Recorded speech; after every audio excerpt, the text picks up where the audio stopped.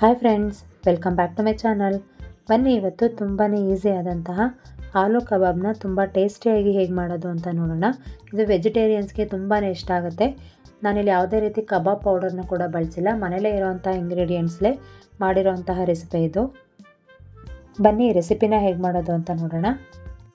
ನಾನಿಲ್ಲಿ ಪೊಟ್ಯಾಟೊ ಕಬಾಬ್ ಮಾಡೋಕ್ಕೆ ಅಂತ ಹೇಳಿದ್ರೆ ಆಲೂ ಕಬಾಬ್ ಮಾಡೋಕ್ಕೆ ನೋಡಿ ಇಲ್ಲಿ ಇಂಗ್ರೀಡಿಯೆಂಟ್ಸ್ನ ಇಟ್ಕೊಂಡಿದ್ದೀನಲ್ಲ. ನಾನಿಲ್ಲಿ 2 ದೊಡ್ಡ ಸೈಜ್ ಆಲೂಗೆಡ್ಡೆನ ಮೀಡಿಯಮ್ ಸೈಜ್ ಆಗಿ ಕಟ್ ಮಾಡಿ ಇಟ್ಕೊಂಡಿದ್ದೀನಿ. ಇಲ್ಲಿ 3 ಟೇಬಲ್ ಸ್ಪೂನ್ ಅಷ್ಟು ಮೈದಾ ಹಿಟ್ಟನ್ನ ತೊಗೊಂಡಿದ್ದೀನಿ, 1 ಟೇಬಲ್ ಸ್ಪೂನ್ ಅಷ್ಟು ಕಾರ್ನ್ಫ್ಲವರು, ಹಾಗೆ 1 ಟೇಬಲ್ ಸ್ಪೂನ್ ಅಷ್ಟು ಅಕ್ಕಿ ಹಿಟ್ಟನ್ನ ತೊಗೊಂಡಿದ್ದೀನಿ. ಒಂದು ಸ್ವಲ್ಪ ಕರ್ಬೇವಿನ ಸೊಪ್ಪನ್ನ ಈಗ ಸಣ್ಣದಾಗಿ ಹೆಚ್ಚಿಟ್ಕೊಂಡಿದ್ದೀನಿ. ಇಲ್ಲಿ ನೋಡಿ ಸ್ವಲ್ಪ ಉಪ್ಪು, ಅಂದರೆ ರುಚಿಗೆ ತಕ್ಕಷ್ಟು ಉಪ್ಪು, ಹಾಗೆ ಸ್ವಲ್ಪ ಖಾರ ಪುಡಿ, ಇದು ಅಷ್ಟೇ 1 ಟೇಬಲ್ ಸ್ಪೂನ್ ಅಷ್ಟು ತೊಗೊಂಡಿದ್ದೀನಿ. ನೀವು ಖಾರ ನೋಡಿ ಬಳಸ್ಬೋದು, ನಿಮ್ಮ ಮನೇಲಿ ಖಾರ ಪೌಡರ್ ಹೇಗೆ ಖಾರನ ಏನು ಅಂತ ನೋಡಿ ನೀವು ಖಾರ ಪೌಡರ್ನ ಬಳಸ್ಬೋದು. 1 ಟೇಬಲ್ ಸ್ಪೂನ್ ಅಷ್ಟು ಶುಂಠಿ ಬೆಳ್ಳುಳ್ಳಿ ಪೇಸ್ಟು, ಅರ್ಧ ಟೇಬಲ್ ಸ್ಪೂನ್ ಅಷ್ಟು ಗರಂ ಮಸಾಲ, ಹಾಗೆ ಅರ್ಧ ಟೇಬಲ್ ಸ್ಪೂನ್ ಅಷ್ಟು ನಾನಿಲ್ಲಿ ಚಾಟ್ ಪೌಡರ್ನ ಬಳಸ್ತಾ ಇದ್ದೀನಿ. ನಾನಿಲ್ಲಿ ಯಾವುದೇ ಕಾರಣಕ್ಕೂ ನಿಂಬೆಹಣ್ಣು ಬಳಸ್ತಾ ಇಲ್ಲ, ನೀವು ಬೇಕಾದರೆ ಬಳಸ್ಕೋಬೋದು, ಅದು ಆಪ್ಷನಲ್ಲು.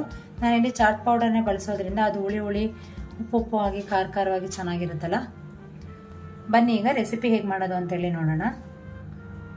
ನಾನಿಲ್ಲಿ ಒಂದು ಪಾತ್ರೆಯಲ್ಲಿ ನೀರು ಇಟ್ಕೊಂಡಿದ್ದೀನಿ. ನೀರು ಚೆನ್ನಾಗಿ ಕುದಿ ಬರಲಿ. ನಾನು ನೀರಿಗೆ ಸ್ವಲ್ಪ ಉಪ್ಪು ಹಾಕೊಳ್ತೀನಿ.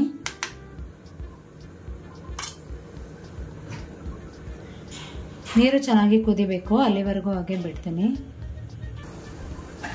ನೋಡಿ ಈಗ ನೀರು ಕುದೀತಿದೆ ಅಲ್ವಾ. ಈಗ ನಾನು ಆಲೂಗಡ್ಡೆನ ಕಟ್ ಮಾಡಿ ಇಟ್ಕೊಂಡಿದ್ದಲ್ಲ ಪೀಸಸ್ ಆಗಿ, ಆ ಆಲೂಗಡ್ಡೆನ ಅದಕ್ಕೆ ಹಾಕೊಳ್ತೀನಿ.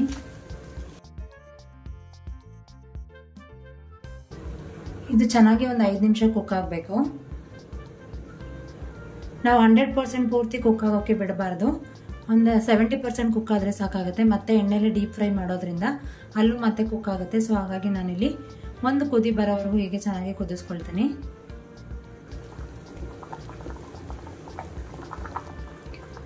ನೋಡಿ 5 ನಿಮಿಷ ಆಗಿದೆ ಅಲ್ವಾ, ಚೆನ್ನಾಗಿ ಕುಕ್ ಆಗಿದೆ. ನಿಮಗೆ ಹೇಗೆ ಗೊತ್ತಾಗುತ್ತೆ ಅಂತ ಹೇಳಿದ್ರೆ ಹೀಗೆ ಒಂದು ಫೋರ್ಕ್ ತಗೊಂಡು ಪ್ರೆಸ್ ಮಾಡಿದ್ರೆ ನೋಡಿ ಫುಲ್ ಡೀಪ್ ಹೋಗ್ತಿದೆ ಅಲ್ಲ, ಇಷ್ಟಾದರೆ ಸಾಕಾಗುತ್ತೆ. ಇದನ್ನ ನಾನು ಕಂಪ್ಲೀಟ್ ನೀರನ್ನೆಲ್ಲ ತೆಗೆದು ಬಸ್ದು ಆಲೂಗಡ್ಡೆ ಸ್ವಲ್ಪ ತಣ್ಣಗೆ ಹಾಕಿ ಬಿಡ್ತೀನಿ. ಈಗ ನೋಡಿ ಬೆಂದಿದೆಯಲ್ಲ ಆಲೂಗಡ್ಡೆ, ಅದನ್ನ ಪೂರ್ತಿ ಹಾಕೊಳ್ತೀನಿ. ನಂತರ ಮೈದಾ ಹಿಟ್ಟು, ಅಕ್ಕಿ ಹಿಟ್ಟು, ಹಾಗೆ ಕಾರ್ನ್ಫ್ಲೋರ್ ಹಿಟ್ಟು, ನಂತರ ಇಲ್ಲಿ ಚಾಟ್ ಪೌಡರು, ಹಾಗೆ ಗರಂ ಮಸಾಲ, ಶುಂಠಿ ಬೆಳ್ಳುಳ್ಳಿ ಪೇಸ್ಟ್, ನೋಡಿ ಉಪ್ಪು ಮತ್ತು ಖಾರ ಪುಡಿ. ಉಪ್ಪನ್ನ ನಾವು ಆಲೂಗಡ್ಡೆ ಬೇಯೋಕ್ಕೂ ಸ್ವಲ್ಪ ಹಾಕಿರ್ತೀವಲ್ಲ, ಹಾಗಾಗಿ ಉಪ್ಪನ್ನ ನೋಡಿ ಹಾಕೊಳ್ಳಿ. ಖಾರ ಪುಡಿನೂ ಅಷ್ಟೇ,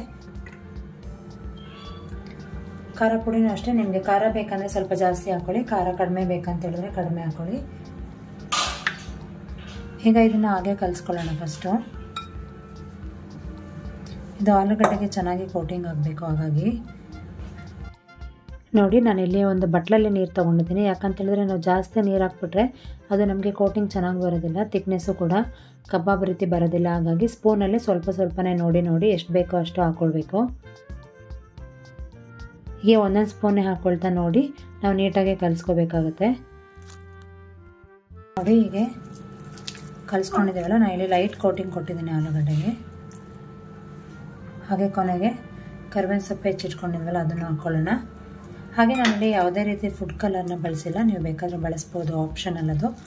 ಬಟ್ ನಾನಿಲ್ಲಿ ಮಗುಗೂ ಕೊಡೋದ್ರಿಂದ ನಾನಿಲ್ಲಿ ಫುಡ್ ಕಲರ್ನೆಲ್ಲ ಬಳಸೋಕೆ ಹೋಗಲ್ಲ. ನೋಡಿ ಇಷ್ಟ ಆದರೆ ಸಾಕು. ಹೀಗಿದನ್ನು ಎಣ್ಣೆಯಲ್ಲಿ ಫ್ರೈ ಮಾಡ್ಕೊಳ್ಳೋದು ಅಷ್ಟೇ. ನೀವು ಬೇಕಾದರೆ ಈಗಲೇ ಉಪ್ಪು ಖಾರನ ಟೆಸ್ಟ್ ಮಾಡಿ ಮತ್ತೆ ಬೇಕಾದರೆ ಹಾಕ್ಕೋಬೋದು. ನೀವು ಇದನ್ನ ಮತ್ತೆ ಮ್ಯಾರಿನೇಟ್ ಮಾಡಿ ಇಡಬೇಕು ಅಂತೇನಿಲ್ಲ, ತಕ್ಷಣವೇ ಮಾಡ್ಕೋಬೋದು. ಇಲ್ಲಾಂದರೆ ಒಂದು 5 ನಿಮಿಷ ಆದರೂ ಕ್ಯಾಪ್ ಹಾಕಿ ಇಡಿ, ಯಾಕಂದರೆ ಎಣ್ಣೆ ಬಾಯ್ಲ್ ಆಗಬೇಕಲ್ಲ. ಎಣ್ಣೆ ಚೆನ್ನಾಗಿ ಬಿಸಿ ಆಗೋದ್ರೊಳಗಡೆ ಒಂದು 5 ನಿಮಿಷ ಆಗುತ್ತೆ. ನಂತರ ಇದನ್ನು ನಾವು ಡೀಪ್ ಫ್ರೈ ಮಾಡ್ಕೋಬೋದು. ಈಗ ನೋಡಿ ಎಣ್ಣೆ ಚೆನ್ನಾಗಿ ಬಿಸಿ ಆಗಿದೆ ಅಲ್ಲ. ಈಗ ಒಂದೊಂದೇ ಪೀಸ್ ಆಲೂಗಡ್ಡೆನ ಹಾಕ್ಕೊಳ್ಳೋಣ. ಫ್ಲೇಮ್ ಸಣ್ಣ ಮಾಡ್ಕೊಂಡು ಹಾಕಿ.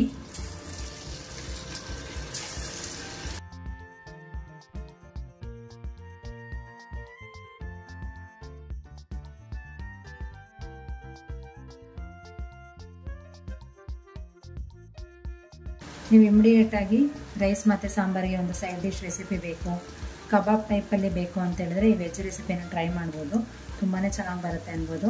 ಆಲ್ರೆಡಿ ಆಲೂಗಡ್ಡೆ ಸ್ವಲ್ಪ ಕುಕ್ ಆಗಿರುತ್ತಲ್ಲ, ಹಾಗಾಗಿ ಇದಕ್ಕೆ ತುಂಬ ಟೈಮ್ ಕೂಡ ಬೇಕಾಗೋದಿಲ್ಲ. ಮೇಲ್ಗಡೆ ಕೋಟಿಂಗ್ ಕೊಟ್ಟಿರ್ತೀವಲ್ಲ ಅದೊಂದು ಸ್ವಲ್ಪ ಚೆನ್ನಾಗಿ ಕುಕ್ ಆದರೆ ಸಾಕಾಗುತ್ತೆ. ನೀವೀಗ ಸಿಂಪಲ್ಲಾಗಿ ಒಂದು ಅಡುಗೆ ಮಾಡ್ಕೊಂಡಿದ್ದೀರಾ, ರೈಸು ಬೇಳೆ ಸಾಂಬಾರು ಅಂತ ಅಂದರೆ ಇಮಿಡಿಯೇಟಾಗಿ ನಮಗೆ ಸೈಡ್ ಡಿಶ್ ರೆಸಿಪಿ ಬೇಕು ಅಂತ ಹೇಳಿದ್ರೆ ನೀವು ಒಂದು 10 ನಿಮಿಷದಲ್ಲೆಲ್ಲ ಈ ರೆಸಿಪಿನ ಪ್ರಿಪೇರ್ ಮಾಡ್ಕೋಬೋದು. ಹಾಗೆ ಈವ್ನಿಂಗ್ ಸ್ನ್ಯಾಕ್ಸ್ಗೂ ಅಷ್ಟೇ, ಮಕ್ಕಳೇನಾದ್ರು ಕೇಳ್ತಾರೆ ಅಂತ ಹೇಳಿದ್ರೆ ಇದನ್ನ ಬೇಗನೆ ಮಾಡ್ಕೊಬಿಡ್ಬೋದು. ಈ ರೆಸಿಪಿ ಮಾಡೋಕ್ಕೆ 10 ನಿಮಿಷ ಸಾಕಾಗುತ್ತೆ ಅಷ್ಟೇ, ತುಂಬಾ ಚೆನ್ನಾಗಿರುತ್ತೆ ಅನ್ಬೋದು. ಈ ರೆಸಿಪಿ ಖಂಡಿತವಾಗ್ಲೂ ಎಲ್ಲರಿಗೂ ಇಷ್ಟ ಆಗುತ್ತೆ, ಮಕ್ಕಳಿಗಂತೂ ಸಿಕ್ಕಾಪಟ್ಟೆ ಇಷ್ಟ ಆಗುತ್ತೆ ಅಂತ ಹೇಳ್ತೀನಿ. ನೀವು ಕೂಡ ಈ ರೆಸಿಪಿನ ಒಂದ್ಸಲ ಟ್ರೈ ಮಾಡಿ ನೋಡಿ. ಟ್ರೈ ಮಾಡಿದವರು ಹೇಗೆ ಬಂತು ಅಂತೇಳಿ ನನಗೆ ಕಮೆಂಟ್ ಕೂಡ ಮಾಡಿ.